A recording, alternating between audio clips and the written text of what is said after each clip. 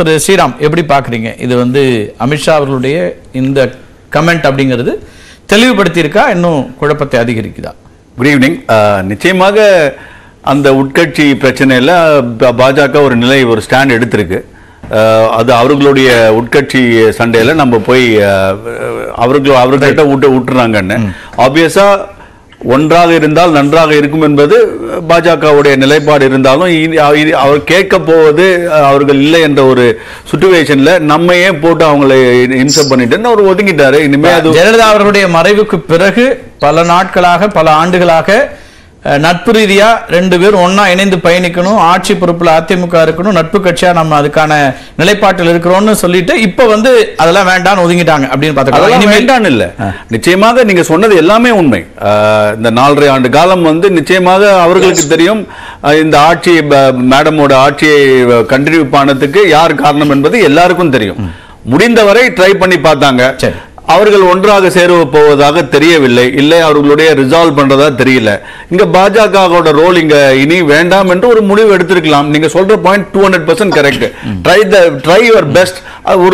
ஒரு ஸ்டேஜுக்கு மேல நம்ம மாட்டுக்கு நம்ம இருக்க வேண்டியதான், அவங்க ரிசால்வ் பண்ணணும் டிசிஷன் எடுத்திருக்கலாம். தவறு. எடப்பாடி சந்திப்புக்கு பிறகு எடப்பாடி அணி அவரோடு இருந்தவர்கள் சொன்னது கட்சி எங்கள்கிட்ட வந்துருச்சு, நாங்க தான் தலைமை, இனிமே இந்த குழப்பம் வேண்டாம்னு சொன்ன பிறகு அதுல தேசிய தலைமை கிளியரா சரி இது அதிமுகவுடைய விஷயங்களை நாம தலையிட வேண்டாம் அப்படின்னு வந்துட்டாங்கன்னு பார்க்க முடியும். ஹானஸ்டா ஒரு விஷயத்துல நான் புகழேந்தி சார் சொல்றதை ஒத்துக்கிறேன். ஏன்னா இன்னைக்கு வந்து ஆஸ் பர் இந்த கர்நாடகா ரெட்டை இலை ஆர்டர் கூட it's only for the election தான் அந்த ஆர்டர்ல படிச்சோம்.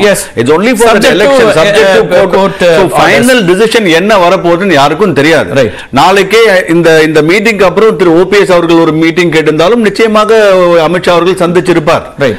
அதனால வந்து இபிஎஸ் அவர்களை சந்திக்கிறார், ஓபிஎஸ் அவர்களை சந்திக்க போவதில்லை என்ற எந்த அந்த ஒரு கிளாரிட்டி கூட கேட்கிறார். திரு அண்ணாமலை அவர்களுடைய சமீபத்திய பேட்டி ஒண்ணுல, அதாவது உள்துறை அமைச்சரோடு இந்த சந்திப்பெல்லாம் நடந்த பிறகு அவரும் இருந்தார் அந்த கூட்டத்தில், அதுக்கு பிறகு அவங்க ரெண்டு பேருக்குள்ள அந்த குறைந்தபட்சம் வெளிப்படையா மோதல் இல்லை அப்படின்னு ஆன பிறகும் கூட அவர் ரெண்டு விஷயம் சொல்றார். ஒன்னு, தமிழ்நாட்டில் பிரதமர் மோடி தான் கூட்டணியினுடைய முகமாக இருப்பார் அப்படின்னாரு. அது ஒரு புள்ளி. இங்க யார் தலைமைன்னு கேட்கறதுக்கு கூட்டணி முகமா மோடி அவர்கள் தான் இருப்பார்னு. ரெண்டாவது, அவரோடு தொடர்ச்சியா பயணித்தவர்களையும் கைவிட முடியாது அப்படின்னு ஒரு அந்த மீனிங்ல சொன்னார். அதாவது ட்ரஸ்டட் அலையா ரொம்ப நாள் பயணிச்சிருக்கிறாங்க, அவங்களையும் நாங்க பார்க்க வேண்டியிருக்கணும், அது ஓபிஎஸ் தான் அப்படின்னு பெரும்பாலான புரிதலாக இருக்குது. அப்படின்னா இன்னமும் அந்த ஸ்பேஸ ஓபனாவே வச்சிருக்காங்கன்னு தான் பார்க்க வேண்டியிருக்கா அந்த சந்திப்புக்கு பிறகுதான் இவரு இல்ல.